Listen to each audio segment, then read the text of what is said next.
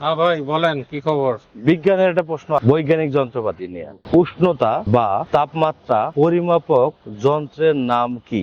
একটু চিন্তা করে উত্তর দিবেন। আমি জানি পারবেন, ইনশাল্লাহ চেষ্টা করলে পারবেন। ছোটবেলায় তো জ্বরে ভুগছি, বাপ মা অনেক দূর থেকে ডাক্তার নিয়ে আসতো গ্রাম থেকে। ডাক্তার এসে মুখের ভিতর ঢুকাই দিত একটা কাঠির মতো জিনিস, যেটাকে বলে থার্মোমিটার। তো এটা তো মনে আছে মনে হয় এখনো।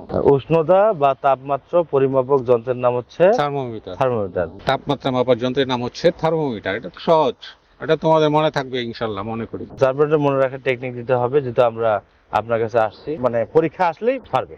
টেকনিকটা আপনি বলে দেন। আমরা উষ্ণতা, উষ্ণ মানে হচ্ছে কি গরম। এখন দেখেন হঠাৎ করে লোকজনের মধ্যে মারামারি বাজছে রাস্তায়, তো আপনি ওখানে গিয়ে দুই দলকে থামাবেন না? হ্যাঁ অবশ্যই অবশ্যই থামানোর চেষ্টা করব। তাহলে মানে আগে থামাবেন, তারপর কি হয়েছে সেটা পরে। পরে হ্যাঁ, উষ্ণ হলেই থামাও, বা গরম হলেই থামাও। থামানো মানে থার্মোমিটার। তাহলে এভাবে বলেন তো পুরোটা। হ্যাঁ, কোথাও গন্ডগোল হইলে সবাই আমরা থামানোর চেষ্টা করি। তাহলে গন্ডগোল মানে উষ্ণতা, গরম। উষ্ণ হলেই সবাই থামানোর চেষ্টা করি। উষ্ণ হলেই থামাও মানে থার্মোমিটার, থামাও থেকে থার্মোমিটার।